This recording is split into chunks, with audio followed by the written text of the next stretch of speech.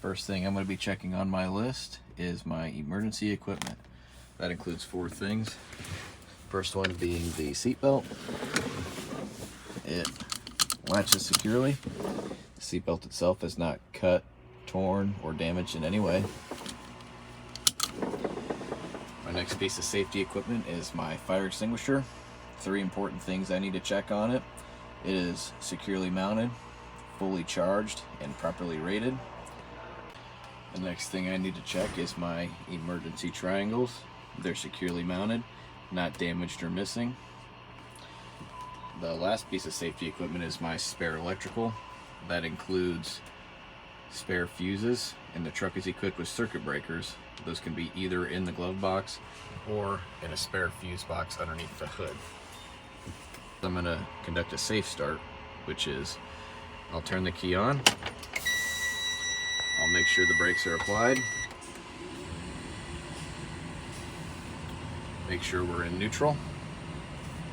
Do a quick check outside. Make sure we're all clear around the whole entire truck. And then we can start it up.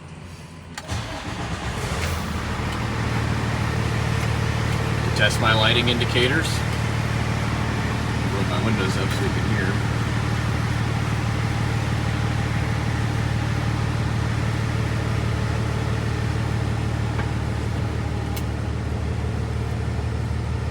Test my lighting indicators, I'll need to check the left turn signal, right turn signal, 4-way flasher, and high beams, which on some trucks, our headlights might have to be on. Then we have a high beam indicator. Alright, those are all working properly. Next we're going to check our windshield and traffic monitoring devices, whether that be a mirror or some sort of camera system. So for the mirrors, I have to make sure they are securely mounted, they're clean, not damaged, and they are properly adjusted from the inside. Next, I will check my windshield all the way across, left to right. There's no cracks, no damage. Everything is securely mounted, and there's nothing obstructing my view.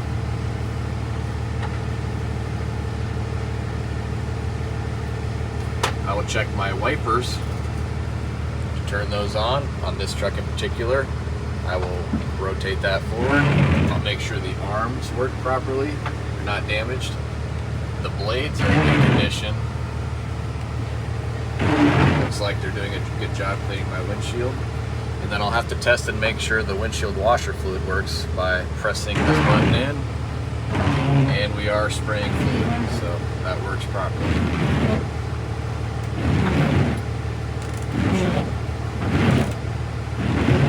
Alright, we'll shut those off.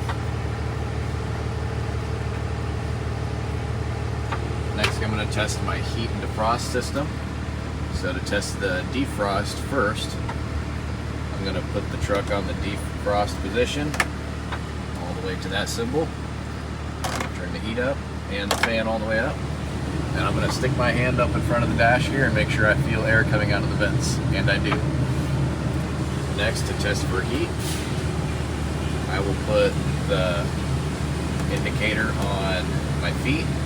I still have heat and the fan on. So now I'm going to check and make sure I have hot air coming out of the bottom, and I do. Turn that back to where it's comfortable.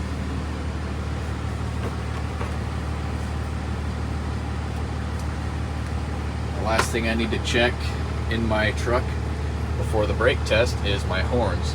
I'll test my city horn and my air horn. That's working properly.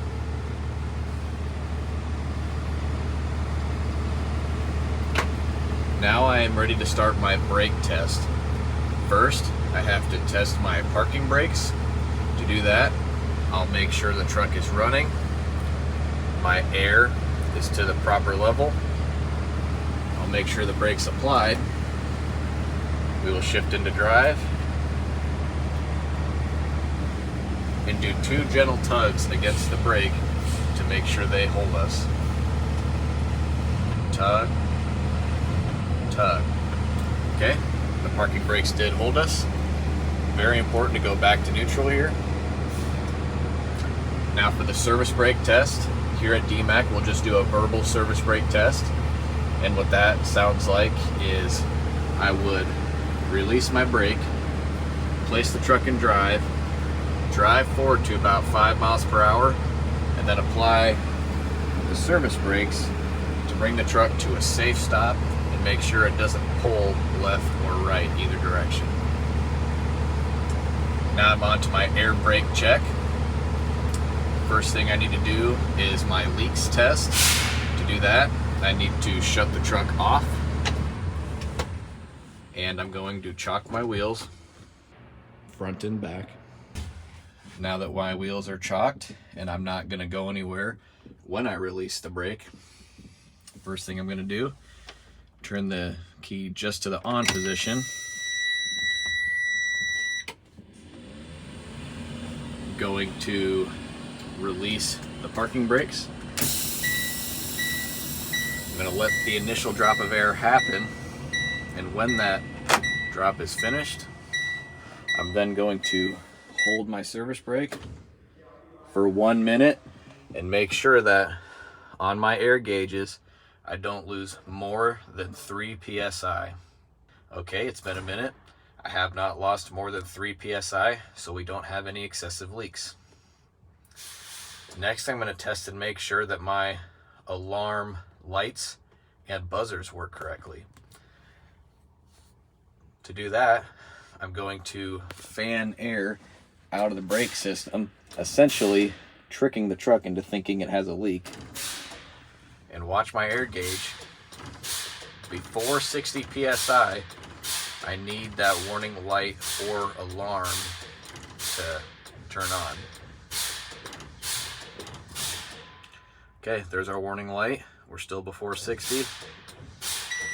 And there's our warning alarm, also before 60, so that's working properly. Next, I'm going to test and make sure my button pops out somewhere between 20 and 45 psi of air. At that point, there's not going to be enough air left in the system to hold my spring brakes down. And when that button pops out is when my spring brakes can't be held down anymore. So again, we're making sure that happens between 20 and 45 psi.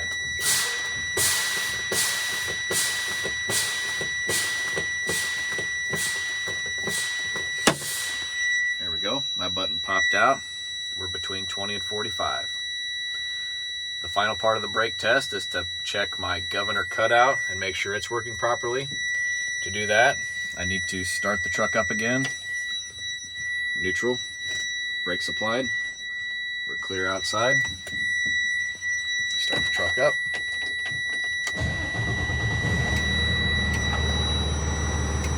And we're checking here to make sure the truck builds air in an acceptable time frame. And we're making sure that the governor cutout keeps the system from overpressuring.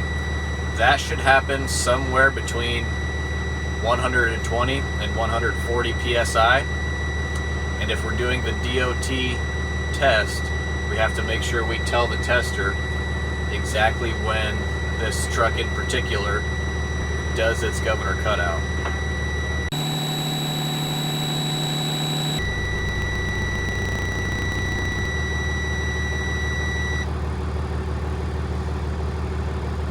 Now that we're above 60 again, our warning alarm went off.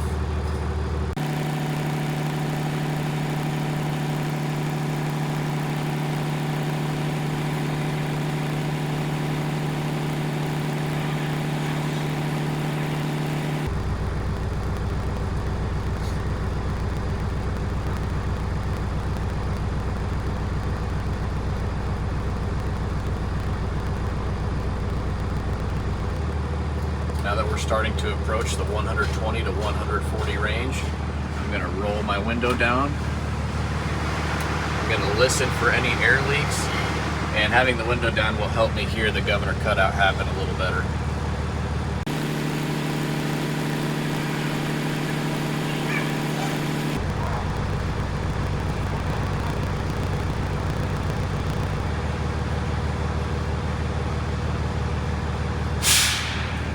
Looks like it happened at about 135 to 140, so that's an acceptable range. Now, I would ask the tester to go outside and help me test my external lights. Okay, clearance lights and low beams. All right, clearance lights and low beams are working. Let's go left turn signal. All right, right turn signal. Okay, high beams. Okay, I'm gonna go to the back of the truck. Okay, left turn signal. Right turn signal. Four-way flashers. Okay, brake lights. All right, we're all good. All right, for the front of the vehicle engine area, the first thing we're gonna inspect is our lenses. That includes the clearance light lenses up top. We already inspected to make sure they function, but we'll make sure they're not cracked or broken or missing. On the headlight assemblies, the lenses for the high beam, low beam, four-way flashers, and turn signals are all working properly, not cracked or broken or damaged in any way. After that, we'll be ready to open up the hood and check the fluid levels. To properly check the fluid levels, there's going to be 4 fluids that I check. The first one, I'll check my engine oil. It is securely mounted, not damaged or leaking. And if I wanted to check it, I could pull the dipstick out and make sure the oil is at the proper level. Next, I'll check my power steering fluid reservoir. It is at the proper level. The reservoir is not cracked, damaged, or leaking. Next, I'll go to the other side and check my other 2 fluids. My coolant reservoir, the fluid is at the proper level, not cracked, damaged, or leaking. The final fluid I'll check is my windshield washer fluid. It is at the proper level, not cracked, damaged, or leaking. On both sides, I'll do a general overview check on the engine and make sure I have no other fluid or air leaks. Next thing we'll go into is our steering system. It starts up here at the steering shaft. The steering shaft is not damaged or broken, not loose. Next is the steering box. It is securely mounted, not cracked or damaged, not leaking. The pitman arm, not cracked or damaged, not bent. It is secured with a castle nut and cotter pin. Neither one of them are missing or damaged. Next is my drag link. It is securely mounted, not damaged or bent. Inside here I have another castle nut and cotter pin securing the drag link to the steering knuckle. Neither one of those cotter pin or castle nut are damaged or missing. And finally, my steering knuckle is securely mounted, not damaged or bent in any way. The next thing I'll be checking is my tire. On the top of the tire, the tread is evenly worn, no cuts or damage to it. It is the proper depth, which this steer tire has to be at least 4 30-seconds of tread depth. This one has much more than that, so it's good. The sidewall of the tire, there's no cuts, no abrasions, and no bulges. And the tire is properly inflated to the specification on the sidewall. Next, we're gonna check our rim. The rim itself is not damaged, no cuts, no cracks. The lug nuts are all present, not showing any signs of looseness, such as shiny spots on the rim or the threads. Next, I'll check my hub oil seal. It's securely mounted, not missing any parts and not leaking. The final thing I'll check on my wheel is my valve stem. The valve stem is securely mounted, not damaged or leaking, and the cap is present. This is where I would use a tire pressure gauge to check the inflation on the tire. Next thing we're going to check is our suspension system. First part in that on this truck is the spring mount. It's securely mounted to the frame, not missing any hardware, no damage. The leaf spring, all the way up and down, is securely mounted, not damaged or broken. We have U-bolts here, 2 of them. They're not showing any signs of looseness, not damaged or missing. Finally, we have our shock absorber here. It's securely mounted, top and bottom, not damaged, not leaking. And back there you can see our rear spring mount is also securely mounted, not damaged or missing any parts.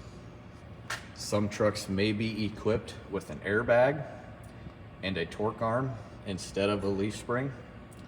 If that system was on this truck, I would inspect that also. Next part we will the next system we will inspect is our brake system on this steer axle. It's going to start with our brake hoses and electrical line. None of that is damaged or leaking. It's all securely mounted. After that is our brake chamber. It's securely mounted, not damaged or leaking. This truck in particular is equipped with disc brakes. So I'm going to check the caliper, make sure it's securely mounted, not damaged or leaking. Next, I'm going to check my brake linings. They are securely mounted, not damaged. They are at least 1/4 of an inch thick. No contaminants on them. I can also see the edge of my brake disc there. It is securely mounted, not damaged, no cracks. I don't see any contaminants or any signs of overheating. I can also see the brake disc down here and make sure that there's no scoring or scratches on it. Next, we'll be working on the side of the vehicle. I'm going to look for any lenses and reflectors to inspect first. Here on the fender of the truck, that's a turn signal, a 4-way flasher, and a clearance light. It is securely mounted, not cracked or damaged. I have a clearance light up on the top corner of the box. It is securely mounted, not cracked or damaged. I have reflective tape at least 50% of the way down the box of the truck. It's clean, not damaged or missing.